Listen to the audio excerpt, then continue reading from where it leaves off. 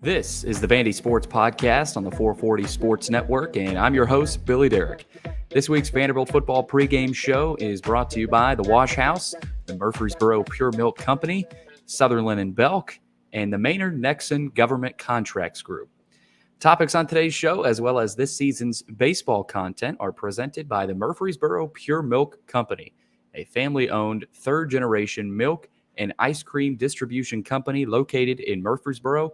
A partnership began over 50 years ago with the Purity Dairy in Nashville to provide purity milk and ice cream to consumers in Middle Tennessee, and they now serve Southern Kentucky, Northern Alabama, Chattanooga, and North Georgia.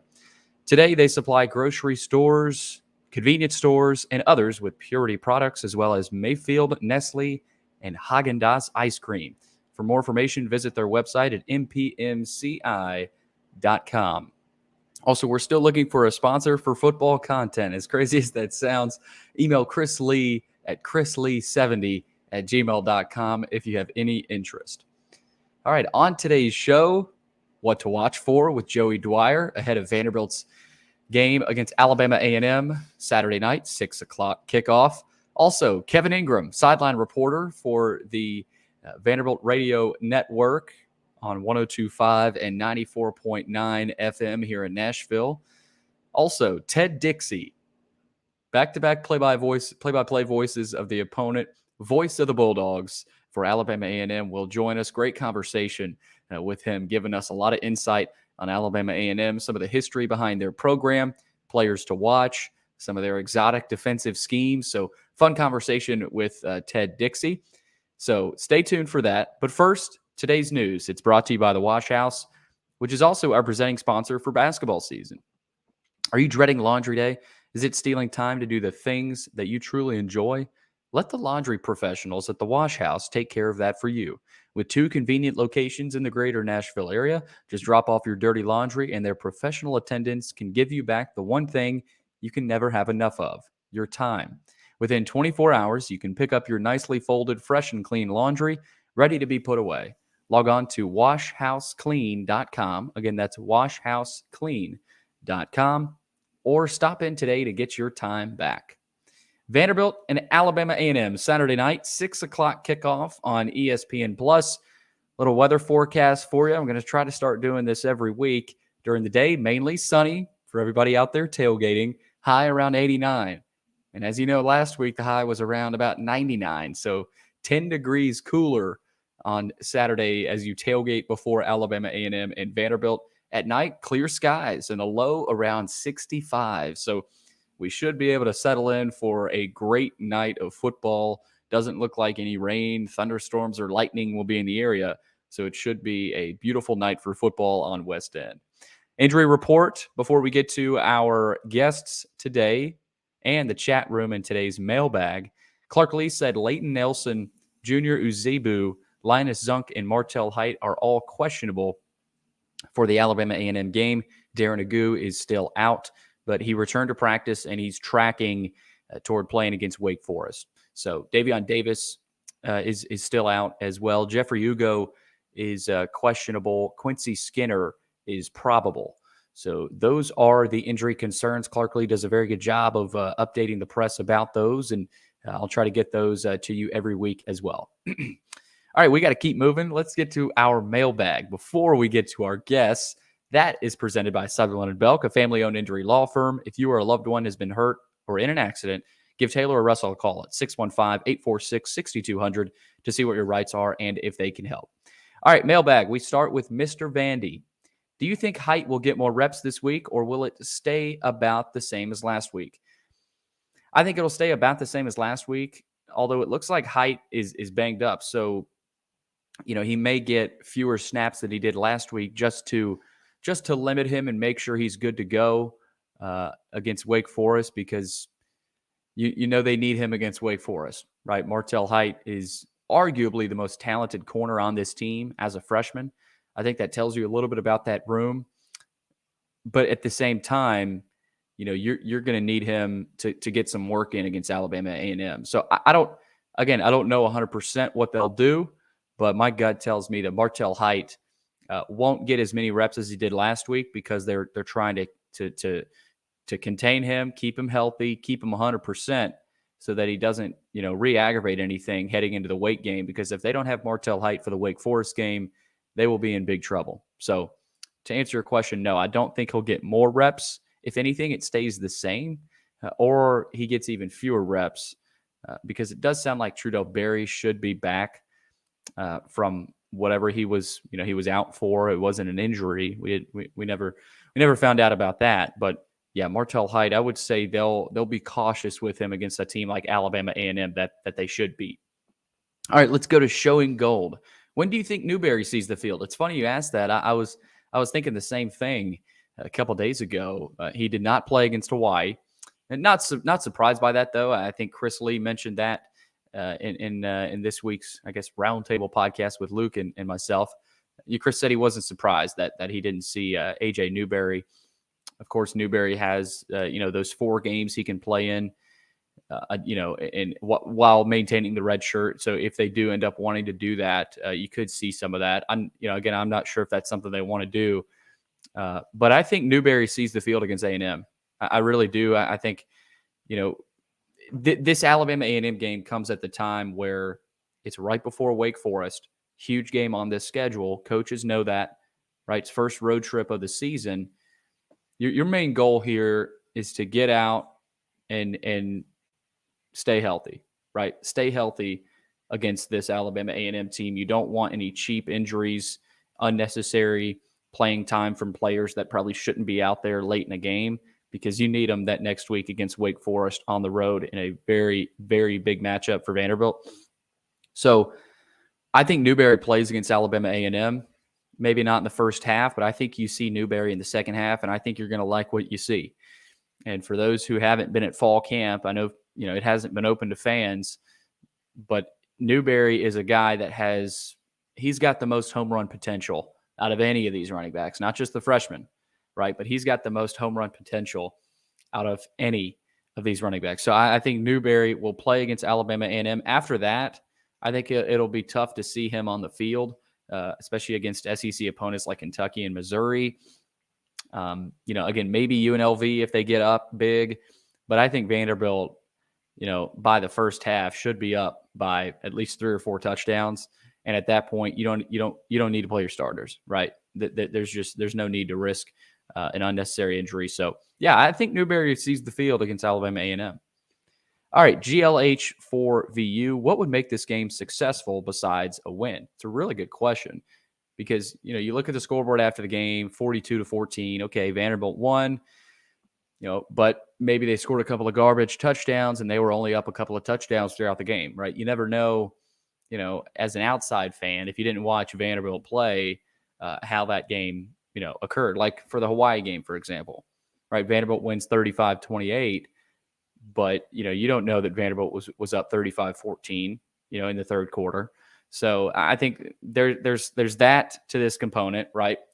Also, well, number one, I think Vanderbilt's offensive line has to dominate. And I said this week already. This is the biggest thing I'm watching. How does the offensive line play in the run game, right? Can they run block? Because they didn't run block against Hawaii. And I think they would tell you that. They really, really struggled. They struggled with procedural penalties, just shooting themselves in the foot. And if you're Coach A.J. Blazek, you got to get that cleaned up heading into Wake Forest, because I know Wake Forest doesn't have the best defense, and they're not known for defense. But you've got to have things cleaned up heading into Winston-Salem here in a couple of weeks. Again, cornerback play as well. You have got to clean that up as well. Because Wake Forest, that if you want to clean something up before Wake Forest, clean up the cornerback room, the secondary play. I mean, that is an absolute must. So, number one, offensive line, can they run block? Number two, secondary, right? Specifically the corners, are they getting beat consistently down the field again? And if they are, that's a serious problem, because your opponent is Alabama A&M. So you don't want to see that if you're a Vanderbilt fan. So I think what would make this game successful besides a win, seeing the offensive line return to form in the run game and being able to dominate a front seven on the ground. Also, the cornerbacks, right? Getting into more of a rhythm, making more plays, maybe an interception here or there. I know DeRicky Wright had 2, but maybe spreading the well to another guy, maybe getting another interception. Seeing if Tyson Russell improves. BJ Anderson, I thought, played pretty well. See if he can maintain that. Trudell Berry, what does he look like when he comes back? Right. So I think specifically the cornerback play, if they can get back to a situation where they feel confident heading into the Wake Forest game, that's a win. All right. Brain 13. I'd like to see a lot of backups play in this game, but what's the smart balance there? Well, again, I mentioned it. The timing of this game is unique because you've got, I think one of the biggest games on your schedule coming up next weekend in Winston-Salem. So, if you get up 3, maybe 4 scores, probably 4 to 5, right? If you get up 4 touchdowns and you're in the second half, your starters don't need to be out there anymore. They just don't. But the smart balance is if you're, say you're up 28-14 in the first half, you might want to put some icing on the cake in the first half, leave your starters in. That way you get up 35-14 heading into the half, and, you're able to sit pretty, be confident. And then maybe second half, you send out Ken Seals or, I don't know how they're going to do it, but the smart balance is, number one, keeping your guys healthy, but also number 2, showing improvement. I mean, you've got to go out there and dominate Alabama A&M. There's no other option. What's the conventional wisdom, he also asks, of letting the backups get in tune versus letting your starters get rusty and not ready for what will be a pivotal game 3? That's a good point as well.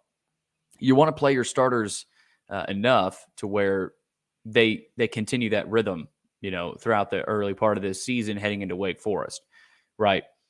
But you also want to let the backups get in. So, for example, the quarterback position, right? Ken Seals. If Ken is able to play a whole quarter, those are good reps for Ken. I mean, plays 2 or 3 possessions. Those are really good reps for Ken. At the running back spot, Newberry, Benson, Alexander, if they're able to get a couple of possessions in the fourth quarter, those are great reps. Doesn't matter who you're playing. Doesn't matter where you are, right? Those are good reps for everybody. So I don't know about the conventional wisdom, but you cannot let your starters get rusty, right? So you've got to be ready for a pivotal game 3, as you mentioned, and that's what they're going to try to do. He also asks, in particular, I'd like to see Ken Seals play, Shep sit just to keep him fresh, and maybe Quincy Skinner sit to rest that tweaked hammy. Yeah, Ken Seals, I just mentioned him. I think Ken will play in this game. How much, I don't know. But, I think at least in the fourth quarter, you could say Ken might play the entire fourth quarter against Alabama A&M. Shep to sit just to keep him fresh. Don't hate that. I really don't hate that. I think you still need to play him, at least a few possessions just to get a little bit more work in and some more live reps. I don't think they'll sit Shep. Quincy Skinner, again, I don't think he'll play a ton, but I think, those are their 2 best receivers right there, and they need them for Wake. They know they need them for Wake, so they won't play a ton against Alabama A&M. But, they're going to need them to, to get up big first in this game. So I think they will play. All right, a couple more here. VA 72, should we focus some more on definite run plays, such as the stretch play that went for a touchdown, then run pass option plays that may take some aggression away from the offensive line? Well, it's a good question, because within this offense, Vanderbilt is not as much of a stretch run play team as they were last year, right? Last year, you saw Ray Davis.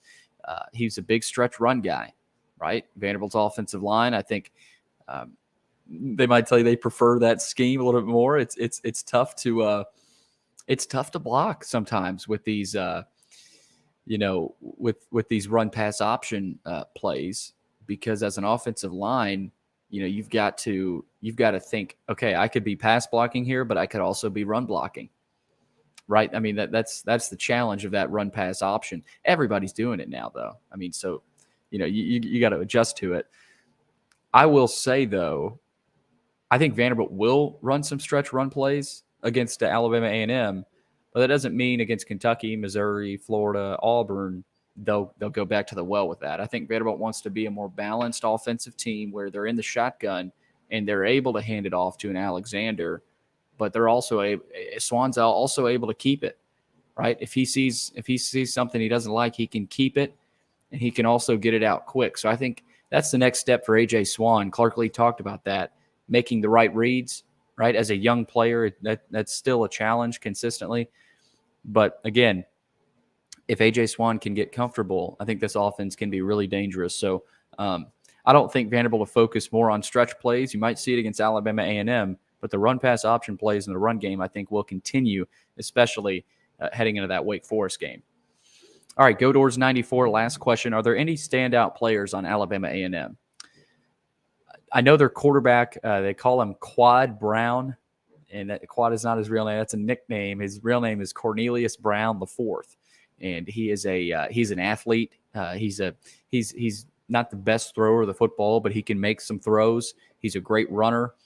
Talking with Ted Dixie, he'll talk a lot more about Alabama A&M and their personnel and what they like to do on offense and also on defense. Some of those exotic looks on defense. So Ted Dixie will give you all the information on Alabama A&M. And I know that was part of the Go Doors 94 question there. So stay tuned for Ted Dixie getting you all the information on the Bulldogs. And that leads us into our guest line. Thank you again for all those mailbag questions. Love getting those. I like to use those as last-minute questions for game week. Just if you got any, feel free to type those in every week. All right, our guest line to close out the show is presented by John Leffen and the Maynard Nexen Government Contracts Group. Maynard Nexen advises government contractors on all aspects of their businesses with a proud focus on matching legal solutions to business needs. Give them a call at 256-551-0171. Again, that's 256-551-0171. All right, we kick off today's pregame show with What to Watch For with Joey Dwyer. All right, we begin our guest line with Joey Dwyer, VandySports.com, staff writer. Joey, Vanderbilt coming off a 35-28 win over Hawaii, and they turn their attention to Alabama A&M. 6 o'clock kickoff on Saturday. Alabama A&M, of course, an FCS opponent. This game comes at a good time, I would say, for the Commodores, Joey. Yeah, I don't know if we thought they'd be in need of a bounce-back outing after Hawaii, but kind of feels like they are even after the win. So it'd be a nice spot for Vanderbilt to kind of get its confidence back before heading to Wake Forest and really being tested for the first time. I guess Hawaii tested it, but this is the real thing now at Wake Forest, and Alabama A&M will be a nice test. It'll throw a lot of things at Vanderbilt that it hasn't seen yet in terms of its fronts, in terms of tempo on the offensive side. So be a lot to watch for in this one. I think Vanderbilt obviously knows that Saturday was not good enough to get to where it wants to go, and it'll have to improve this weekend. I think we'll talk about it later, but Vanderbilt needs to blow Alabama A&M out and needs to win this game by a significant margin if it's going to have that confidence heading into Wake Forest and if it's going to live up to the expectations set heading into this one. Yeah, last season, Alabama A&M 4-7 overall, 4-4 in their conference. They were 3-1 at home, but they struggled on the road, 1-4. So obviously, Joey, anytime you play an FCS opponent, as an SEC team, right, you expect to own them at the line of scrimmage, run the ball, and dominate the game. I'm not saying don't pass the ball, right? But you should be able to own the time of possession, and you should be able to dominate Alabama A&M in the trenches. And Joey, that's where I'll start, right? And we'll do this similar to the way we did last week, right? Our three things to watch for, what to watch for here heading into Alabama A&M. And I'll start with that. Vanderbilt last week against Hawaii, and I think Coach Blazek would tell you, Coach Lee would tell you, they were not physical enough. Now, on the other side, there were coachable and correctable mistakes that were made, not just in the offensive line, but throughout the team.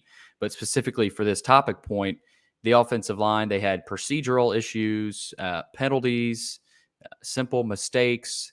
I thought there were certain guys, and Luke Wyatt said this on the podcast this week. There were certain guys that just played poorly, right? And that happens at every sport, Joey. But in football, in the first game of the season, that can certainly happen. And I think it happened on Vanderbilt's offensive line. So, Joey, that's where I'll start. And I know that's probably a key for you as well. Vanderbilt's physicality in the trenches against an FCS opponent they should be able to impose their will on the Bulldogs. Yeah, I think that was the most unexpected, underwhelming part of last week. I think we knew the cornerback play wouldn't be awesome. We probably knew that the running back room wasn't quite as good as we thought it would be, but the offensive line was really a disappointment. I thought the offensive line could have really helped that running attack that only had 39 rushing yards, and really underwhelmed just against the defensive line that is an SEC caliber. And I think it'll have an opportunity to bounce back this week, but still seeing that performance brings up some questions. I thought that group would be able to hit the ground running a little bit earlier just because of its experience and because of its continuity, but it feels like they weren't quite jointed at the hip and weren't quite as effective as you would think. You'd think they'd get more push, and you'd think they'd be able to help that running game a little bit more. I thought they were okay in terms of pass blocking. The run blocking obviously leaves a lot to be desired, and also the procedural penalties, like you said. I think a lot of the running game being hampered was due to procedural penalties and them getting behind the sticks. So the line's certainly one to watch for me on the offensive side. Also the defensive side, though, I think for the rest of the year, the defensive line and the corners are going to kind of have to help each other and play complementary football. I don't know if that really happened on Saturday. It feels like the defensive line couldn't quite get home when it needed to, and that set Vanderbilt's corners up for a lot of failure, a lot of deep balls that Shager had a lot of time to throw. So Vanderbilt's defensive line has to take a step up as well, but the offensive line is the one I'm really watching, especially in terms of run blocking and penalties. They didn't have a holding call, so that's a positive, but also the procedural penalties from a group like that shouldn't happen. Yeah, and Joey, it's not as much about the pass protection as it is the run blocking, right? Pass protection wasn't perfect, but I didn't think it was awful either. I mean, AJ Swan was able to sit back there at times and consistently complete passes, but there were also some times where he just wouldn't have any time at all. I think Hawaii had 3 sacks. But more importantly, the ground game was just not effective enough. And Luke Wyatt mentioned that again. I keep mentioning Luke Wyatt, but he has a lot of really good points in the running game. He said Vanderbilt's running game will probably be used through the air a lot, right? So short, quick passes to act as the running game. Or, Joe, you saw Logan Kyle with that little end around in the red zone there. So only having 39 rushing yards against Hawaii, that has to change. And I think we can both agree that's the first thing that has to change for Vanderbilt to be competitive against Alabama A&M. All right, let's go to the second thing to watch, Joey, the cornerback play. You just mentioned it, right? Braden Shager was phenomenal. I mean, we knew Hawaii was going to score points. At least I did. I was trying to tell people that Hawaii is going to put up points. Braden Shager, 27 of 34, 351 yards and 3 touchdowns. And Hawaii put up a total of 351 passing yards. So they got back into the game, Joey, because of Shager, that run and shoot offense. And you point to Vanderbilt's struggles at corner, right? Guys like Tyson Russell, young guy like Savion Riley, Martell Height in there. Martell Height and Tyson Russell split snaps 50-50, just about. That's what I'm looking for, Joey. Does that change at all, right? Does Height get a bigger percentage this week? Or does it stay the same? Or does Russell get a bigger percentage because he's playing better? So that's what I'm looking for. I'm looking for improvement at the cornerback position, but also the snap percentage. You also didn't see Trudell Berry. So there's a lot of things I'm watching, Joey, in the secondary heading into Alabama A&M, and I know you are as well.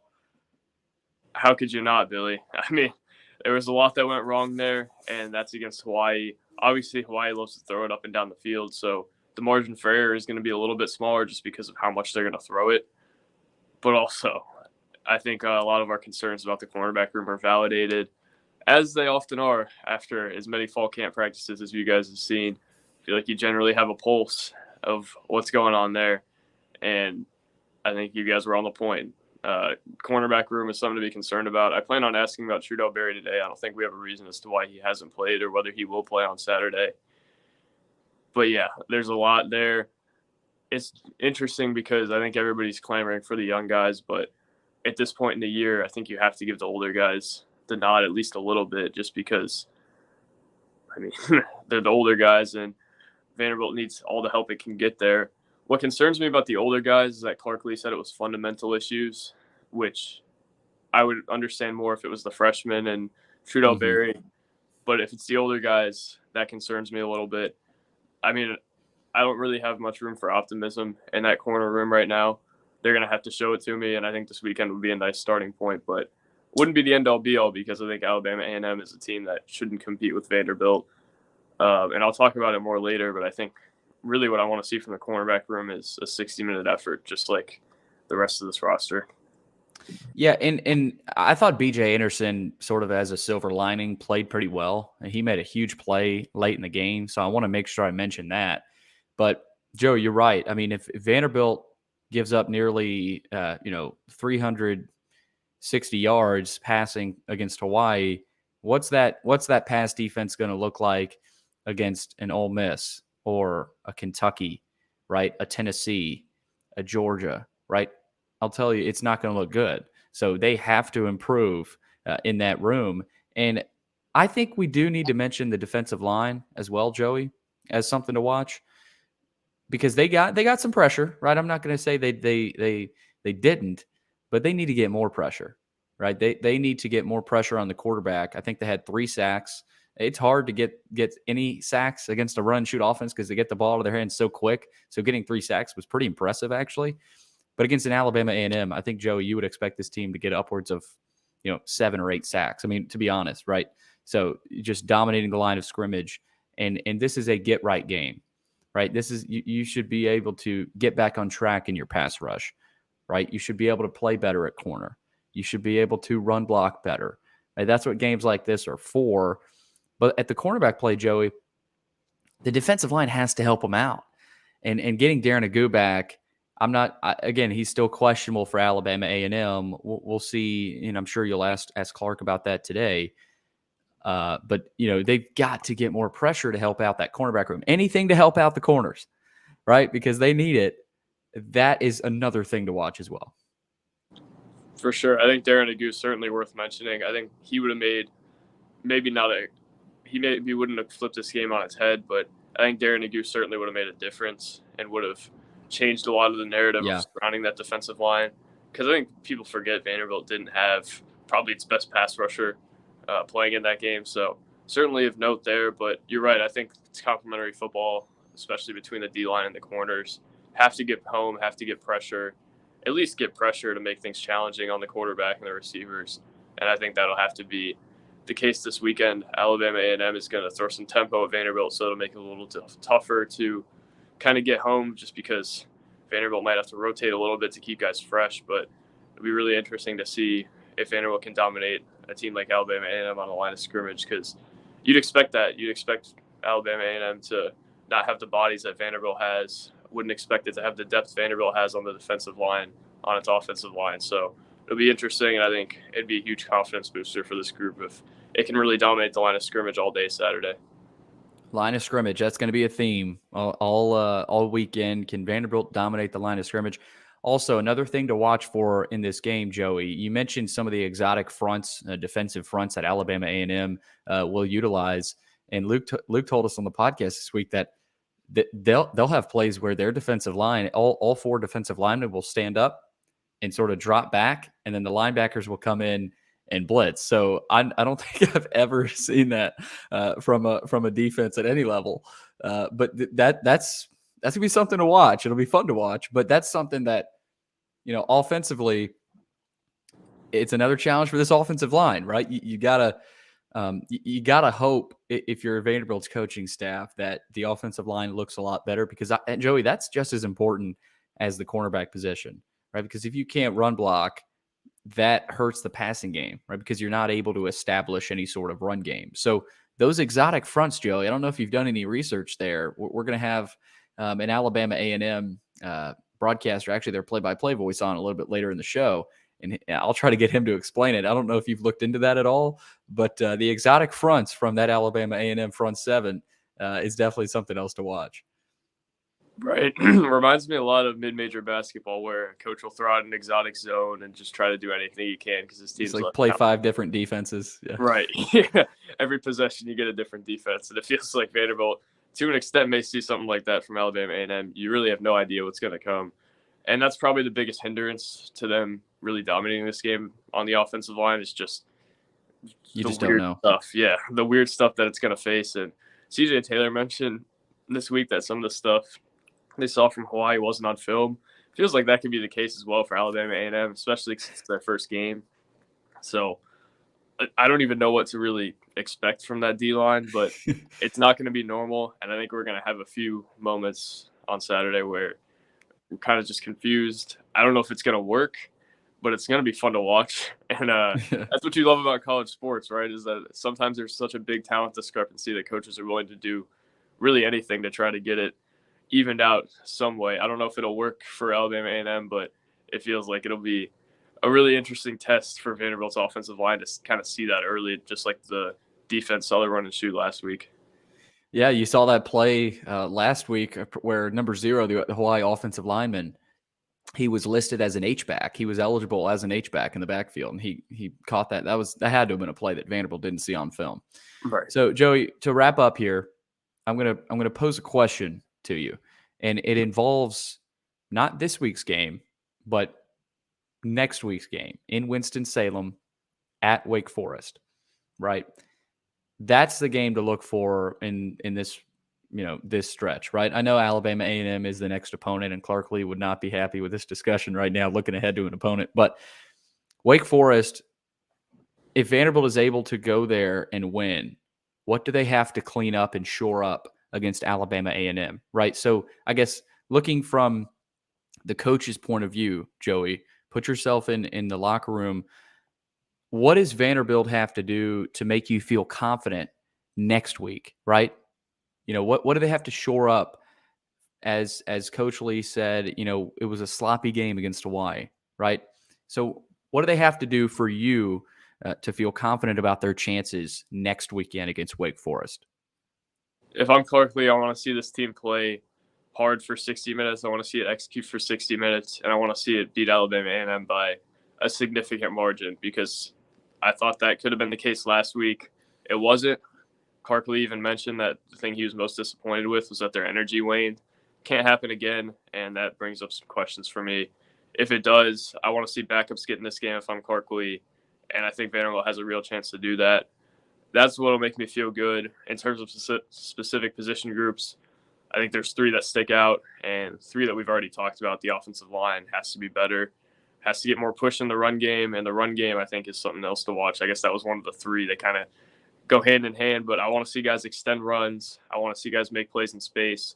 Patrick Smith made a play in space on the first drive to score that touchdown. Chase Gillespie had a nice drive. Other than that, though, really didn't see a whole lot from the run game in terms of its running backs going out and making plays. The offensive line obviously has to help there, but Vanderbilt has to figure something out. I'm looking forward to seeing if Cedric Alexander hits the field at all in a game that maybe a little bit more of a blowout than it was last week. So the run game, the offensive line, and then obviously the cornerbacks. I think Hawaii posed a lot of challenges for Vanderbilt that maybe it wasn't expecting, but its cornerbacks are still a concern. And I think seeing how that playing time is distributed, like you said, with Marcel Height, Shootout Berry, be interesting to see if Vanderbilt can kind of hold off Alabama A&M's passing game and maybe make some plays in the secondary outside of DeRicky Wright for once.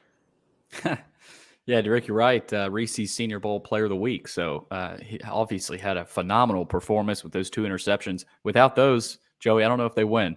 So we'll see if another guy steps up this week for Vanderbilt. And Joey, last time these 2 teams met was 2017. Vanderbilt won 42-0. I think they'd love to see something similar to that this week. And so Vanderbilt-Alabama A&M kicking off Saturday, 6 o'clock. You can watch it on ESPN Plus. Joey, any other parting thoughts before we move on with this show? Hopefully we're not at this game until 1:30 in the morning, Billy. Hopefully they allow us to get some sleep without a rain delay this time. Yeah, I'm with you there. I had way too many Mountain Dews for my liking, so I don't need that anymore. Joey, thanks, man. Thank you. Vanderbilt sideline reporter Kevin Ingram joining me now, and Kevin, you've been the Vanderbilt sideline reporter before, so you've seen you've seen Vanderbilt football from this angle, of course, in that role again this season. last weekend, obviously came out with a win, 35-28 over Hawaii. We'll start with your role in that game, what you saw from your vantage point on the sideline, anything you learned about this team that maybe you weren't expecting to have learned. Thanks for having me on the show, Billy. Really appreciate it. Excuse me. I think we learned a few things, but a lot of it was a season opener, and there's going to be some things to clean up out of the first game of the season. There's so many unknowns. You go into that first game, and you think you know things, and you find out some other things. But I just think overall, to get a win, I mean, that was the bottom line. You get out of there, no matter how it looks in the end, a win's a win. It's always easier to make those corrections after you win a football game. But there's certainly things that you want to see improved, including the rushing attack on the offensive side of things. I thought Hawaii's offense had success, in the passing game for sure, but some of that was to Hawaii's credit. They were much improved from last year. The team we saw in Honolulu and the team we saw on Saturday night in Nashville were two very different things. And I thought Hawaii's team was a lot better, especially with that run and shoot offense that they run so well. But Vanderbilt was opportunistic and made the plays when they needed to, including the big interception by Dickie Wright. His second of the game, actually had one in the end zone that snuffed out a drive in the first half. And, it got a little dicey there on that onside kick, but all's well that ends well. And Dickie had the big pick, and Commodores had the win. You mentioned Hawaii, Kevin, and I'm glad you mentioned them because they deserve a lot of credit in this game. Timmy Chang and that offense, they were prepared. They gave Vanderbilt some looks that Vanderbilt didn't expect to see in film. And of course, that happens all around college football all the time. But they really gave Vanderbilt some looks they didn't expect to see. So, comparing Hawaii to maybe, your normal non-conference team may not have been as much of a, quote, pushover or, cupcake as a lot of people might have thought. Hawaii is a team that I think at least can make a bowl game. They've got Stanford on Friday night. Kevin, that Hawaii team came to play, and like you said, they're a lot more improved from last season.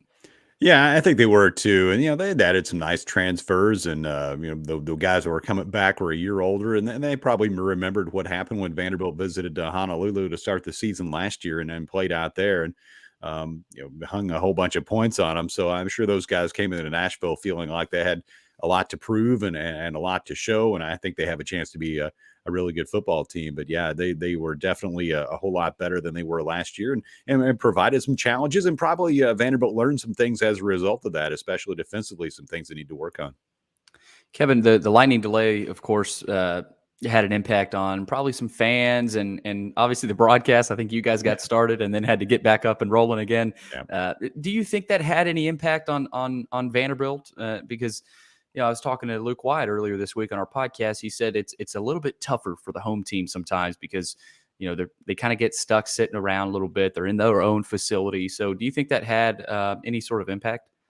I don't know. I think probably more disappointing than anything for the players and coaches that were just ready to play a football game. They've been going through all the practices and scrimmages and everything, all the offseason work. Then it's finally time to play, and you have to wait another hour and a half to get started. We started up our pregame. We did the first hour of the pregame, then we shut it down for a little bit and went to some other programming, and then came back when we got a game time within a half hour of kickoff. I've talked to a couple people about that this week. Really, Vanderbilt started fine, though. Once the game started, the offense put some points on the board in the first quarter, and Hawaii came back and scored. And then, the kick return by Jade McGowan that gave Vanderbilt the lead at that point and really grabbed momentum back. And I've asked a couple different people, it's like, what'd you do during the delay?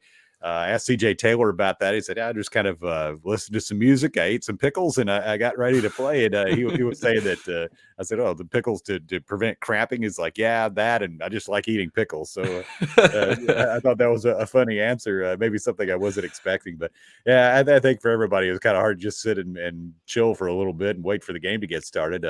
I walked around a little bit. I went up in the concourse or went down and I walked over to our office and just tried to do the best I could to kill some time and find out when the game was going to start. But it worked out okay in the end. It turned out to be a late night. Everybody got home a whole lot later than they were hoping for, but it turned out okay.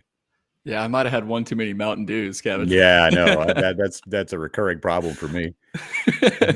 Yeah, we had to do a post-game show too, so it was definitely late night. Let's get into this week of prep. You mentioned some of the things that they'll have to clean up. Alabama A&M, of course, an FCS team. I'm not gonna challenge you on them, and give me the insight there. But I will ask you to give me a couple things that Vanderbilt can improve on and heading into this game, because we saw against Hawaii, Vanderbilt struggled at the offensive line spot, the cornerback position. So do you think this is an opportunity to clean some of those things up against Alabama A&M? Yeah, no doubt about it.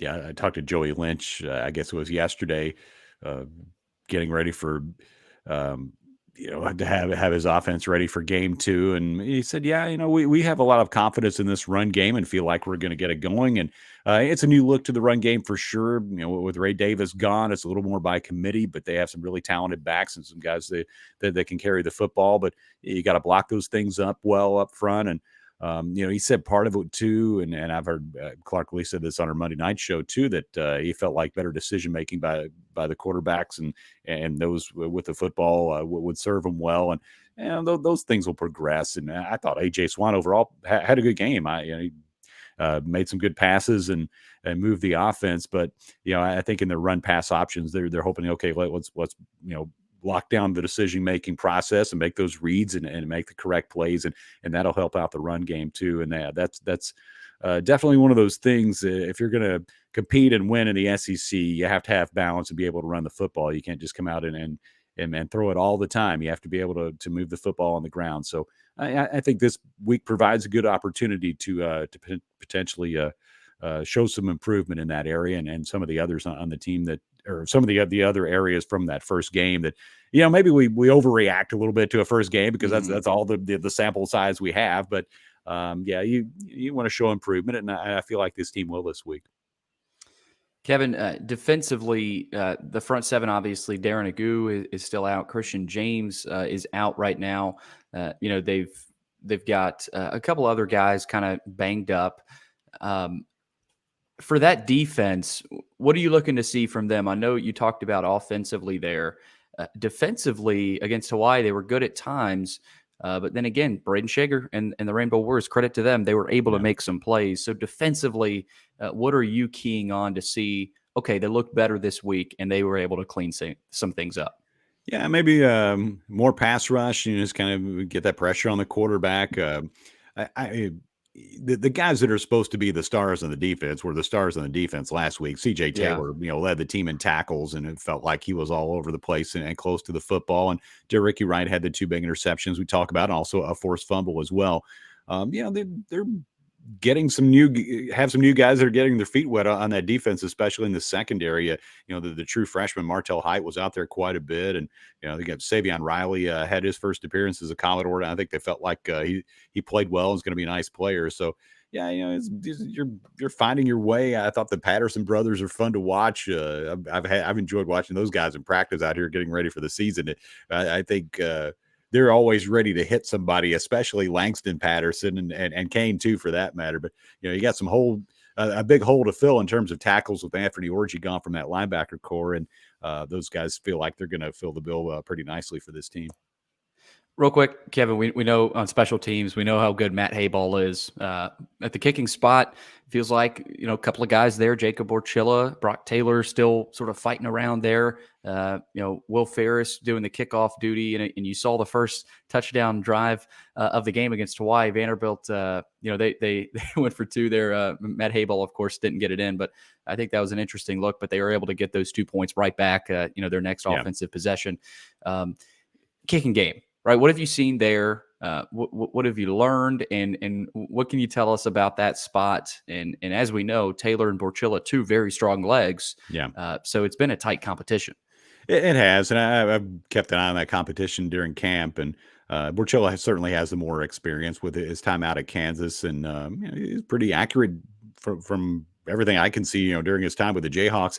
And you kind of sometimes get the feeling that, especially at a position like that, the veteran might get the advantage. And, he was fine on extra points. I don't know that they even attempted a field goal in that game. But yeah, that might be one of those positions that's a work in progress. Maybe it looks different as we get a little deeper in the season. Joe Bulovas was really solid for Vanderbilt the last 2 seasons, kicking the football. That's one of those things, like, you want to have somebody you can really rely upon. And you don't always necessarily have to have the guy that can knock down a 56-yarder for you. You just want somebody reliable from 35, 40 yards if you have a chance to hit one of those. So yeah, that might be a position group to keep an eye on. But yeah, for the most part, in that special teams game, Matt Hayball, you mentioned, he's terrific. He's an outstanding punter, all conference selection. And Wesley Schelling, the long snapper, is all SEC too. And Jay McGowan looked good in the return game. So those parts look like they were in pretty good order. But yeah, we'll keep an eye on the kicking game as it goes along. Alabama A&M and Vanderbilt Saturday night, 6 o'clock kickoff at First Bank Stadium in Nashville. You can hear Kevin Ingram roaming the sidelines on 102.5 The Game, also on the Vanderbilt Athletics app. Real quick, Kevin, before I let you go, let fans know, not you. You already know. Yeah. Let fans know how they can hear you guys this year. Yeah, we're really excited about the new partnership with Cromwell and 102.5 The Game. All of our games, football, men's and women's basketball, baseball, you can find every bit of it on one of 2 stations, either 102.5 The Game or 94.9 The Fan. Like our football games, for example, if later on when the Predators start their games, if they have a game on 102.5, we'll move over to 94.9. Right. Same thing for men's basketball. But yeah, you can find them. You can find our games in one of those 2 places. It's really exciting. And Cromwell's been a really good partner for us for years. So we're excited to extend that partnership with them. That's Kevin Ingram, Vanderbilt football sideline reporter. Again, he'll be on the sideline this week in Alabama A&M and Vanderbilt. Kev, thanks for joining. Anytime, Billy. Thanks, man.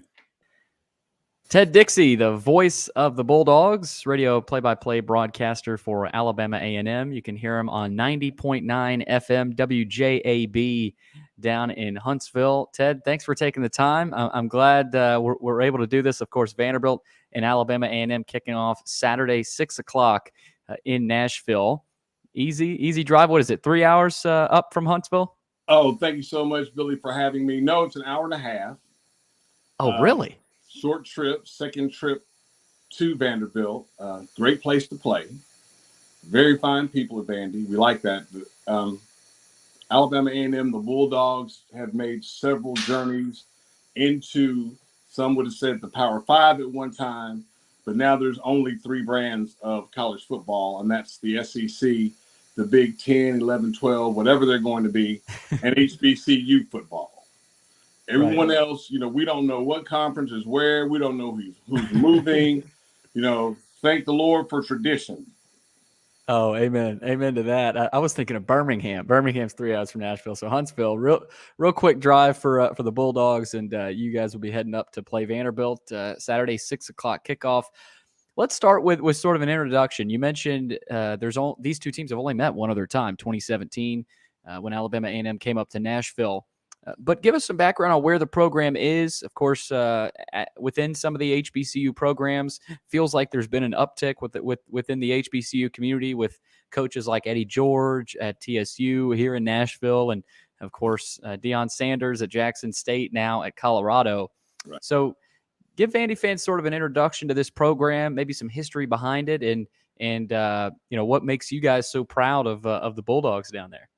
Well, that's a very long story. Our current head coach, Connell Maynor, and his team won the HBCU National Championship during the COVID season, 2021. Coach had his first losing season last year at 4-7. However, that's coming off losing an all-world quarterback, Aqeel Glass, who had one of the top 5 quarterback performances in Southwestern Athletic Conference history. And by the way, the SWAC is the most competitive conference in the football championship subdivision. Your last 2 games in the season are probably going to determine whether you win a division and get a chance to play in the conference championship game. And even Mississippi Valley State, that hadn't had a lot of success over the years, can still beat someone because they have beaten us. Next week, we'll be celebrating the Lewis Cruz Classic, which is to honor our legendary coach. We have one NFL or Pro Football, Hall of Famer, and that's John Stallworth, who's also a part owner of the Pittsburgh Steelers. His coach was Coach Louis Cruz, who some football historians credit with designing the trap play. A&M had to play Tennessee State when Too Tall Jones played there. Then you had the Dallas Cowboys, Too Tall Jones. And so to eliminate him, Coach came up with a blocking scheme. And after he got trapped the first couple of times, he was no good for the rest of the game. Now, the interesting side note, with Vanderbilt being so close, we've had several people from Huntsville who have been student athletes at Vanderbilt. Most notably, Carl Jordan, who's been the strength and conditioning coach here at Alabama A&M twice.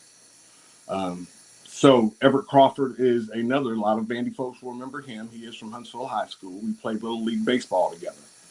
So the storied history of the Bulldogs, especially right now in Canadian football, at one time, some would have said Ronald Fox, who played at Alabama A&M, was the best defensive player in Canadian football history.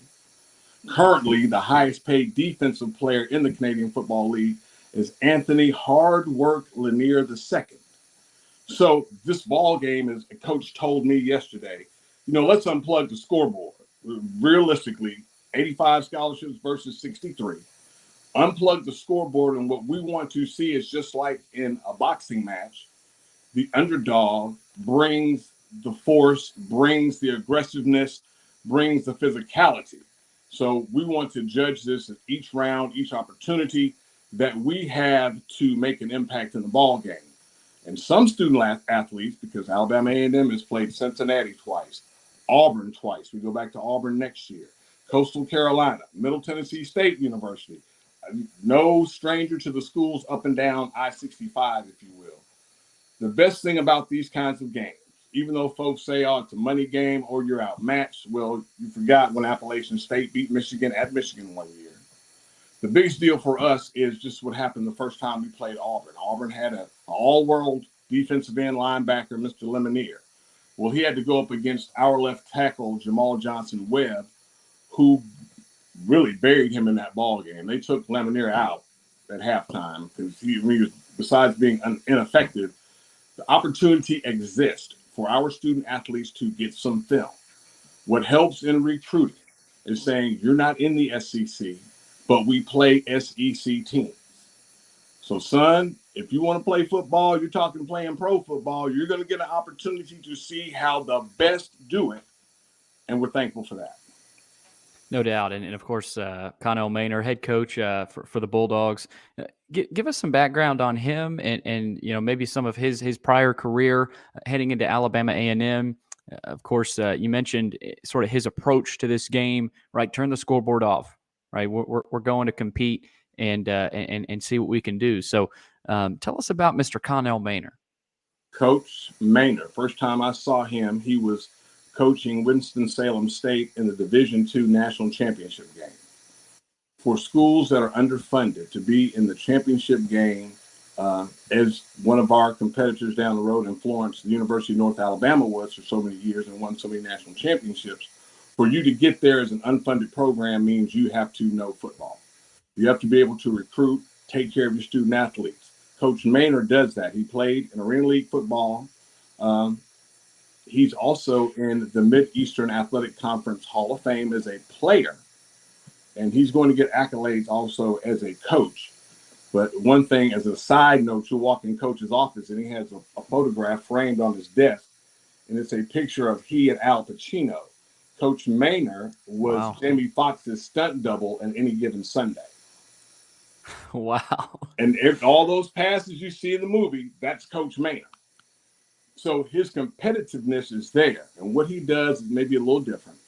On Fridays, the quarterbacks and receivers, and I mean the former quarterbacks on his staff, the offensive coordinator, Dwayne Taylor, and the quarterbacks coach, Jason Mai, they compete in a quarterback challenge Friday afternoon. And they have routes they have to run, throws they have to make, they're judged on it. He keeps competition alive on the football team, no matter what the record is. As coach says, if you're all conference, you've got a spot on the team. If you're not all conference, you have to earn your spot. Coach Maynor's competitiveness, and he's a scratch golfer too, by the way, which is really funny to me. But his competition and his quarterback intelligence and the way he can translate that to his student athletes. I mean, our newest quarterback, and you'll see him Saturday, Quad Brown, we call him, because he's the fourth, Cornelius Brown the fourth. Quad said Coach Maynard and the staff challenges him on every play. Coach Maynard's like, I don't care what you did. Was that the right thing for you to do? So we will be competitive, you know, even if it gets to a running clock. It's happened at Cincinnati one year. We were walking one of their student athletes after the game, going down the elevator after he left the press conference. And he said, we asked him, you know, how's the game? How you feeling? He says, man, I'm sore. I just didn't know y'all were going to compete like that. And people tell you in football, the moment you decide that you're not going to go full speed is when you get hurt. I like it. I like it a lot. All right, you mentioned Cornelius Brown the fourth. Is that his name? Okay, Cornelius Brown the fourth, quarterback for the Bulldogs. Tell us about him, because quarterback, obviously the most important position on the field. If you got a good one, you got a chance, right? If you're struggling at that position, you know, you're behind the 8 ball. So tell us about the man they call Quad Brown. Quad Brown started his career, he's from Calera, Alabama. He started his career at Georgia State. Did very well at Georgia State. I believe they went to a bowl game. Then he transferred to University of Tennessee Martin. Got injured, didn't play a lot, but as he told me, he learned so much there. So when he got an opportunity, and he's in graduate school, he already has his undergrad degree, working on his master's. Very intelligent, but he said he wanted to take an opportunity for someone to polish him off. So he saw what Aquil Glass did. He said, you know, let me look at Alabama A&M. We recruited him hard. He's on the field, very tall, very lanky. He can do some things, but what we really want to see, especially on Saturday, is his pocket presence, how he gets the team to believe that he can win the game with them. And as a quarterback, and with all the transfers now, the transfer portal, you know, every coach almost has to shake up his team every semester, let alone every season. So, and you got to recruit year round. The question is always, how is someone going to integrate into your system? You know, what bad habits do they bring in with them? What do you have to teach them? What do they have to unlearn? Quad was mentioning that everybody runs the same plays. Everybody runs the same plays, folks. They just call them different things. So, you know, 3 types of running plays, right? Lead, power, option, or something like that. That's what you're going to see. A dig is still a pass across the middles, but he has to check himself, because he said, you know, the signals from the sideline, you know, one signal at one school meant one thing, and the same signal meant something else. So he's constantly got to stay there. So I look for other student athletes, especially those who've been assistant for a while, to also look at the sideline. And when Quad calls a play, you know, just like in the huddle in the movie, hey, man, that's not the play. So, you know, we'll see. But it's his opportunity. And, of course, the only thing we really want to do, seriously, besides winning the game, but don't get it wrong, we're trying to win the game. And Vanderbilt gives us an opportunity, we're trying to take it. But besides that, we just want to get out of the game healthy. Right. Let's go to the defensive side of the ball. Another important side of the ball. Clark Lee talked about in his Tuesday press conference how the Bulldogs will show some exotic things that a lot of defenses don't show on the defensive line. And I want you to talk about this a little bit, because I'm intrigued, and I think a lot of our listeners are as well. Clark said at times they will basically stand up all 4 defensive linemen. They'll drop back, and then the 3 linebackers will come in and almost act as defensive linemen. So is that something they do every game, just bring it out on occasion? And have you seen it? And what can you tell people who have some questions about it? Well, to answer the questions, wait until the game or go back and look at the film. But Keanis Boulware is a defensive coordinator, and he has been with Coach Maynard at 2 different places. He's been a championship-winning coach himself. What he likes are, of course, strong, fast defensive players, but more intelligent than anything else. You've got to be able to read and practice. We've got everyone breaks down film the same way. You've got to know what they're going to do when you see a formation, how you're supposed to react. But part of what you've got to do now, because college football, to me, always leads all levels of football in play design and development. First time I saw stacked receivers was one of our former head coaches, James Spady, who's the offensive coordinator at Grambling, and he stacked the outside receivers. I'd never seen that before. I had to go to Bob Davies' How to Play Football book. I can't remember the title right now. But it was like on page 400. The formation was like on page 400. So what Coach Boulware likes to do and understands, because all these coaches get together, they talk in the offseason, they meet. What he wants to do is try to confuse someone on that offensive line to give someone a chance. And the one we want to give a chance is number 4, Zarion Hayes. He's a all-conference redshirt senior, came from Appalachian State to us. He's a preseason all-conference selection. He was in the top 10 nationally in the football championship subdivision in tackles for loss. If we get a chance, we're going to try to get there. So what do you want to do? You want your offensive linemen, when they're used to being able to spot certain keys because they've worked on that during the week, when you get to the game, the key you're looking for is not there suddenly. So now you've got an 18, 19, 20-year-old. There's a good chance for confusion. Now the 20, 21, 22-year-olds may not matter. They may be too big, too strong. Whatever you do, it's not going to matter. Sorry, that was my fantasy draft going off right there. Uh-oh. Sorry about that. Your turn. Well, that means we got to wrap this up. But Ted, I really appreciate it. I got one more here for you. What's it mean for the school? You know, take the football program out of it. The school, obviously, this will be on ESPN Plus. Obviously, people in Nashville going to the game, they'll be introduced, maybe reintroduced to this program. So tell me a little bit about what this might mean for the school, the program as a whole as well, but just these players as well to have an opportunity to play against an SEC program. As I mentioned, student athletes, you're going to get a chance to get film against the best. You know, people talk about, well, Vanderbilt's in the SEC, they haven't won a conference championship. You know, that doesn't matter. Vanderbilt has to recruit to play against other schools in the SEC. When it's the SEC on your schedule, they've talked about it all summer. One student athlete said to me in practice the other day, he said, you know, Mr. Ted, if there's one thing I'll be able to say after my time here is that I got to walk into an SEC stadium. Now, sadly, our band won't be there. The Marching Maroon and White is not going to be there. They're going to the band competition in New Orleans this weekend. Oh, wow. And that's always a treat, right? Because, you know, ever since Grambling performed in the first, I think, 2 Super Bowls at halftime, HBCU bands, you know, that's the pinnacle. That's the best one going on. Everyone wants to see and hear that. That's the part that won't be there. But what I really like, you know, we played at Georgia Tech. You don't know who you will meet, especially somewhere like Vanderbilt, the alumni there. You don't know what someone does, but you might see a pin on their lapel, and you can ask them, you know, what's the pin for? They'll say, well, I've given $500,000, and then the other diamonds are for other $500,000 I've given.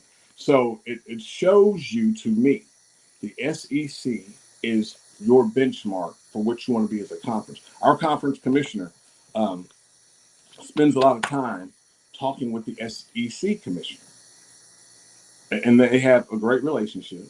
So what it means for us is that Alabama State now plays Auburn. In Mississippi, it's mandated by law that all the schools in the state play one another by law. So it shows that a kid who, you know, kids get disappointed. Man, I'm hoping they get signed by Vandy. We don't get signed by Vandy. You don't get signed by another SEC school. So you're looking for somewhere to go. And to me, and kids will say it to me, next best thing is being able to have them on your schedule. So some guy that's, a lot of these kids, you know, we'll go to those games, man. The kids will be talking after the game, and they know each other. Somebody's like, yeah, man, we played. That's my homeboy. That's, you know, you're like, okay, so you've gone back to high school. So those kids get a chance to say, you know, one more time, I'm playing against this guy on a big-time stage. So, hey, man, that's a great gift, you know, for you being a student athlete at Alabama A&M, being able to go to these other schools. And, hey, by the way, you know, we have a high team GPA. Now some of the kids can say, well, I've seen Vanderbilt. Maybe I'll go to law school. Maybe I'll go med school. Maybe I'll take a grad degree at Vandy. I've seen it. So exposure is always prime for young people. They may not know anything, but exposing them, it puts a new wrinkle on your brain, as my high school government teacher used to say. Well, I know you're excited. The players are excited, and we're looking forward to this matchup Saturday night, 6 o'clock in Nashville. If you're not able to go, you can watch it on ESPN+. Ted Dixie, the voice of the Bulldogs, has been our final guest here on the pregame show this week. Ted, thanks for taking the time. Hopefully I get to see you up in the booth potentially Saturday, but good luck on the call, and thanks for taking the time. Go Bulldogs. Service is sovereignty, and just because it's Vanderbilt, anchor down. Thanks, Ted. Take care, man. Appreciate you, Billy. To close out, this podcast has always been free, and we plan for it to always be free. So here's how you can help keep it that way. Number one, give the podcast a review and a 5-star rating. That helps us get noticed. If you're listening and haven't subscribed to VandySports.com, please do.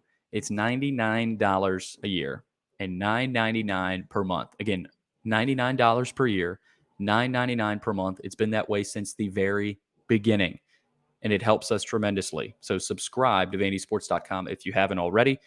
Subscribe to our YouTube channel as well. That's free. We've got a lot of momentum on our YouTube channel, whether it's a press conference, an interview feature, one of Joey Dwyer's rapid reactions, one of our live reports on the field, pregame, postgame shows, whatever it is, we've got locked and loaded on our YouTube channel. So go subscribe to our YouTube channel. Also, finally, if you're interested in sponsoring the show, as I mentioned earlier, email Chris Lee, our publisher, at chrislee70@gmail.com. Again, that's chrislee70@gmail.com. Thank you to all the guests today, Joey Dwyer, Kevin Ingram, and Ted Dixie, the voice of the Bulldogs. Coming up Saturday night, it's Vanderbilt and Alabama A&M, 6 o'clock kickoff from First Bank Stadium. If you're not able to go, you can watch it on ESPN+. Thanks for listening. We'll catch you again soon with more episodes of the Vandy Sports Podcast.